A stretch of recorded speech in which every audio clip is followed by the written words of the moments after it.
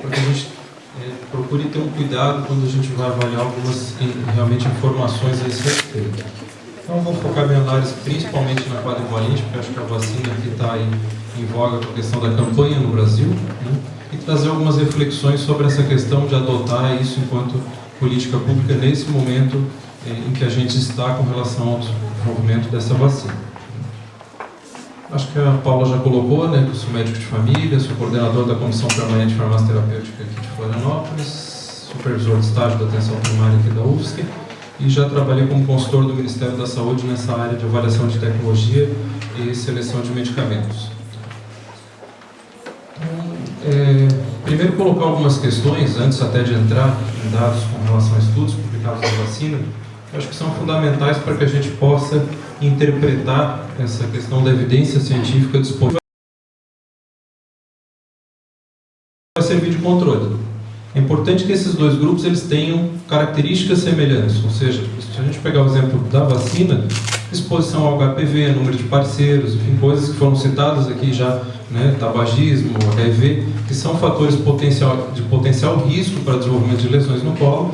Essas características elas têm que ser idênticas nos dois grupos, porque se eu tenho mais risco num grupo do que no outro, isso pode lá influenciar meu resultado final do estudo. Então tem que ter cuidado com esse tipo de coisa, né?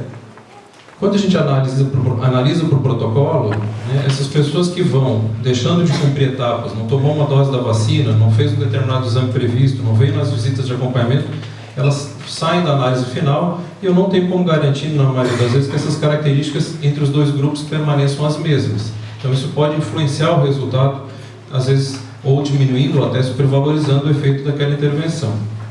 E acaba que a análise por protocolo ela fica mais distante da realidade, porque isso é uma situação ideal que a gente só vê dentro do ensaio clínico. Na realidade, a gente lida com pessoas que abandonam o tratamento por efeito adverso, que não aderem ao tratamento, que se mudam e não dão sequência, enfim, uma série de questões em que isso vai influenciar no impacto das medidas que a gente está fazendo em termos individuais, coletivos, de saúde pública. A análise por intenção de tratar, isso, na verdade, é um quesito até que a gente avalia enquanto qualidade do estudo. Então, sempre que a gente vai fazer uma avaliação de tecnologia em saúde de uma nova intervenção, a gente tem que olhar a intenção de tratar, né? A intenção de tratar considera todas as pessoas que foram randomizadas para cada grupo. No caso aqui o exemplo da vacina e do placebo no início do estudo, o que já é um erro em alguns estudos da vacina que consideram, vem as pessoas, elas são randomizadas por um grupo e para o outro, e na sequência eles consideram a intenção de tratar somente para aquelas que tomaram a primeira dose, ou seja, já tem algumas pessoas que já não aderiram à primeira dose e que estão lá nos grupos iniciais que devem ser semelhantes, que já não estão sendo consideradas na análise final.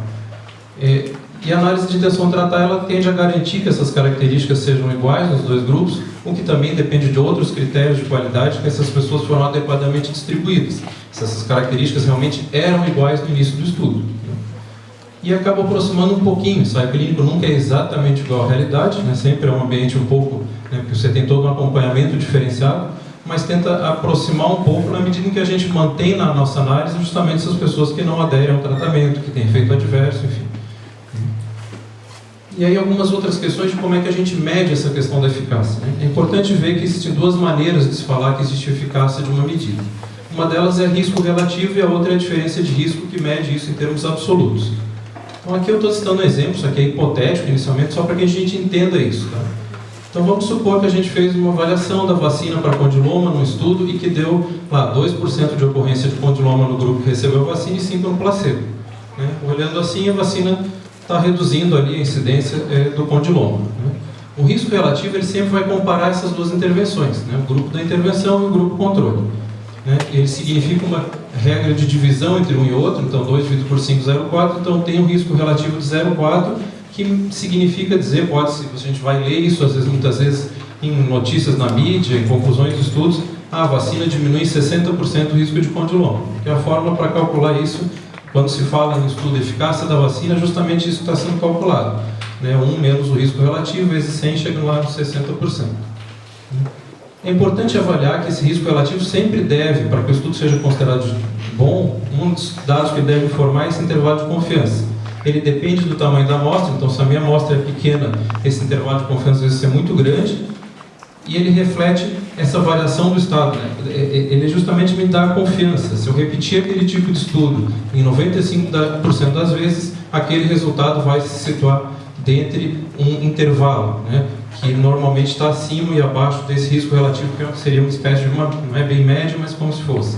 Então aqui alguns exemplos, né, no risco relativo de 0,4, se esse intervalo de confiança, por exemplo, fosse de 0,2 a 0,6, quando a gente tem um risco relativo de 1, ou um intervalo de confiança cruzando 1, significa que mesmo que eu dividir 2 dividido por 2 é igual a 1. A intervenção e o controle são iguais, né?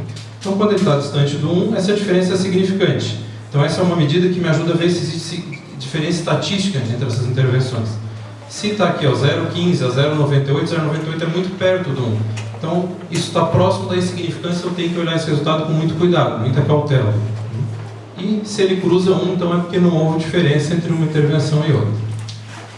A diferença de risco, ela mede isso em termos absolutos. Então, ela reflete a diferença da incidência absoluta entre os dois grupos, né? É o risco absoluto do placebo menos da vacina, 5 menos 2, então tem uma diferença de risco de 3%. Ou seja, eu também posso dizer que a vacina, nesse exemplo aqui, reduz a incidência de condiloma em 3%. Então vejam que é bem diferente. Uma coisa é eu dizer que a vacina tem uma eficácia de 60%, outra coisa é eu dizer que ela reduz a incidência de 3%. Porque esse é o reflexo que a gente vai ter na nossa população, né? Eu vou diminuir na população em geral em 3% a incidência daquela doença, tá? Então esse é o número que deve ser usado quando a gente vai pensar em investir em uma política pública, né? E ele permite me calcular o NNT, que é o número necessário tratar. Que significa, num exemplo como esse, que eu teria que tratar 33 pessoas com a vacina para que uma não tivesse condiloma. Como que a gente vai avaliar a tecnologia? Então é importante ver eficácia, segurança, custo-efetividade e algumas considerações em relação a essa tecnologia. A vacina quadrivalente ela deve conferir proteção, é o que se espera dela, contra os subtipos 6, 11, 16 e 18. Existem algumas tentativas de avaliação de proteção cruzada com relação aos subtipos, mas em geral as análises se focam naquilo que a gente espera dela. Ela não protege contra todos os tipos de lesão pelo HPV, nem todos os casos de câncer, ainda existem aqueles causados pelos outros subtipos, ou eventualmente alguém que pudesse não responder adequadamente à vacina, e é necessário, por isso, obviamente, manter a política de rastreamento com o exame Papa Nicolau preventivo. E aí se pergunta, né, a vacina previne o câncer? Até os dados que a gente tem, isso já está posto na literatura, justifica-se realizar uma intervenção adicional, que seria a vacina, além do rastreamento, para reduzir as lesões precursoras ou mesmo câncer? Porque aqui a gente está propondo, em termos de saúde pública, justamente isso. Inserir uma nova tecnologia, que é a vacina, além do que a gente já faz, com os problemas aí que foram apontados, que precisa melhorar acesso, equidade nessa questão e tudo mais, mas justifica colocar essa intervenção a mais, o quanto que essa intervenção me traz de benefício adicional ao rastreamento para justificar o custo que ela impacta, né? Quanto que a vacina realmente reduz a ocorrência, a incidência dessas lesões, né? Que é a questão de olhar não a eficácia da vacina que mede risco relativo. O risco relativo é importante para dizer se uma intervenção é diferente da outra. Então, o que eu preciso olhar é se, em termos absolutos, ela realmente diminui a incidência daquele desfecho. E a que risco, né? Qual é a questão da segurança? Então, essa é uma análise feita pelo Clinical Evidence, é um grupo vinculado lá na Inglaterra, que publica pelo BMJ. Eles têm, para muitas intervenções, vacina, medicamentos, eles fazem avaliação de qualidade de evidência segundo o GRADE. O GRADE foi uma ferramenta desenvolvida no Canadá, na Universidade de McMaster, e hoje é considerado uma das melhores ferramentas para análise de qualidade da evidência científica.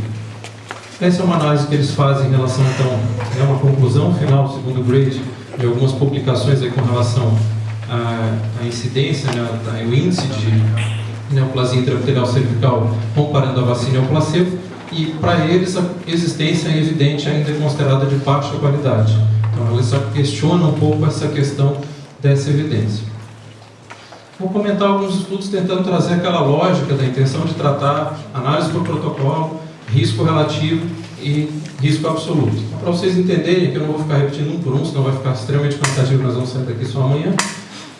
O risco relativo, aqui é o intervalo de confiança, isso é a diferença de risco absoluto e o número de pessoas que têm que ser vacinadas para que eu tenha um benefício em relação àquilo que a gente está medindo. Então esse é um dos estudos publicados, né, talvez um dos mais famosos em relação ao quadrivalente, que avaliou várias mulheres nessa faixa etária de 15 a 26 anos, né, como a doutora Sônia já colocou, não tem estudo em criança, né, só de adolescente para cima, avalia esses tipos de desfecho, né. pelo menos de ensaio clínico. A média de segmento aqui nesse estudo, quando ele foi publicado em 2007, era 3 anos. E o esquema, aqui eu estou citando o esquema porque assim, o Ministério da Saúde está adotando um esquema diferente do que aparece nos ensaios clínicos.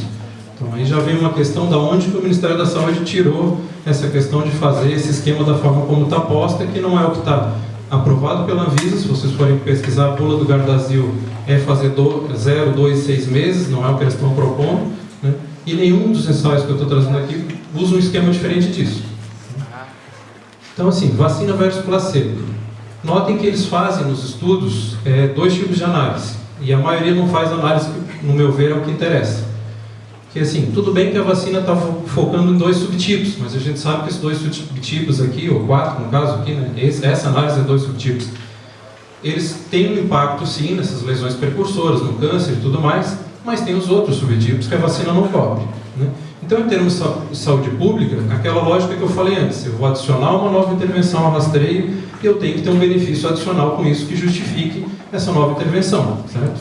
Então, assim, o quanto que realmente isso me reduz de lesões por HPV como um todo, independente do tipo, né? Qual é o real impacto disso em termos de saúde pública?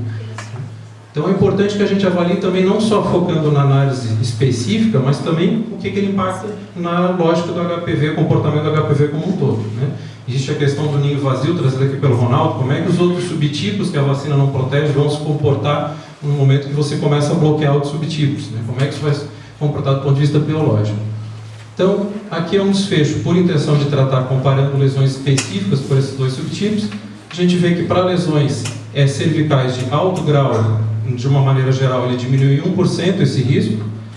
Para NIC2 em 0,93%, para NIC3 em 0,76%, e não existia diferença estatística nesse estudo para o adenocarcinoma in situ como eficácia da vacina. Aqui só para vocês terem clareza do que eu falei em relação ao protocolo e intenção de tratar. Então aqui é a coluna da análise por protocolo, aqui é o que o ideal, que é considerado adequado em termos de avaliação da evidência científica e a intenção de tratar. Então veja, se eu olhar a eficácia da vacina por protocolo, ela se aproxima de 100%, mas quando a gente olha a intenção de tratar, ela cai praticamente à metade, né? Então tem cuidado com isso. Lembrando que isso aqui mede significância estatística. É importante a gente olhar esses dados, que são os dados absolutos de diminuição de incidência. Quando a gente olha para qualquer tipo de HPV, então como é que essa vacina vai repercutir na minha população em geral, né? Minha população em geral não está sujeita só ao subtipo 6, 11, 16 e 18. Então as lesões cervicais de alto grau, elas têm uma redução de 0,8% nesse estudo e para NIC2 de 0,7%. E eu tenho um intervalo de confiança, vejam, 0,99, 0,97, ou seja, muito marginal, muito próximo do 1, que é um dado que talvez me levanta uma certa dúvida com relação a essa diferença de risco, que também é pequena. E, nesse caso, quando se olha qualquer tipo de HPV, a gente não vê diferença estatística nem para NIC3, nem para adenocarcinoma in situ. Esse é um outro estudo, publicado no New England, no mesmo grupo de pesquisadores, né, eram 2 antes, agora é 1, também com um número grande de mulheres de 16 a 24 anos, também com o mesmo esquema de vacinação, e eles são coisas diferentes, né? E aí a gente vai ver aqui, então no desfecho composto, eu fiz o cálculo aqui, porque como eles não usaram a intenção de tratar real, eu tive cuidado de fazer esse cálculo. Então aqui a gente tem uma diferença de risco de 16%, só que quando a gente vai ver por infecção, que não é doença, né, eu tenho contato, né, a presença do HPV, esse impacto de diferença de risco é 15,7%. Então, boa parte desse resultado do desfecho composto, na verdade, é infecção. Quando a gente vai para a doença no genital, vaginal, cervical, essa diferença cai para 2,2%. Quando a gente vai ver condiloma e lesões precursoras do câncer de colo uterino, não há diferença entre vacina e grupo placebo. Esse é outro estudo publicado no Lancet. No Lancet, em 2007, ele juntou esses 3 estudos que eu citei previamente, né, com 18.174 mulheres, comparando vacina versus placebo para lesões causadas pelos subtipos, avaliando, na verdade, o impacto da vacina em lesões vulvares e vaginais, mostrando aí uma diferença de risco aqui de 0,242%, quer dizer, uma diferença de risco muito pequena, né, e também para lesão interepitelial vulvar ou vaginal, grau 2 ou 3, quando a gente olha qualquer tipo de HPV, independente de sólidos cobertos pela vacina, de 0,28%. Então, para esse tipo de lesão, o impacto é pequeno, que também pode refletir o fato de que esse tipo de lesão precursora de câncer ela é menos frequente do que a de colo, né? Esse é um estudo do BMJ, o mesmo pessoal que lá fez os estudos Filter 1 e 2, eles combinaram os dados dos dois estudos, só que vejam que eles aqui avaliam só lesão de baixo grau, eles não citam nada sobre NIC2 e NIC3 nessa análise. E aí a gente vê a diferença de risco de condiloma de 2,77%, isso quando a gente avalia os subtipos da vacina, 0,23% para lesão precursora de câncer vaginal de baixo grau, vulvar 0,2%, NIC1, de novo, um percentual aqui próximo dos 3%. De novo aqui a gente vendo que a diferença não é tanto como anteriormente, mas que novamente tensão por tratar reduz o que se estima aí como eficácia da vacina quando a gente olha por protocolo. Quando a gente olha qualquer tipo de HPV, que é o que me parece mais interessante, então condiloma 2,49% de redução, neoplasia vaginal 0,33%, vulvar sem diferença estatística, NIC1 2,24%, mantém resultados até relativamente semelhantes. Outro estudo publicado no Lancet, esse é outro ensaio clínico, que é interessante que ele estuda mulheres com uma faixa etária maior do que os estudos anteriores, né? Ele pega mulheres de 24 a 45 anos, mas que infelizmente avaliou só desfecho composto. O desfecho composto tem um problema aí, porque às vezes eu junto um desfecho que não é de interesse junto com outros que são de interesse e acaba que aquele de interesse puxa os dados. Então a gente vê aqui de novo infecção misturada com doença, né? E aí para as lesões causadas aí pelos subtipos a gente vê uma diferença de risco de 2,5%, para mulheres de 24 a 34 anos não houve diferença, para de 35 a 40 a 45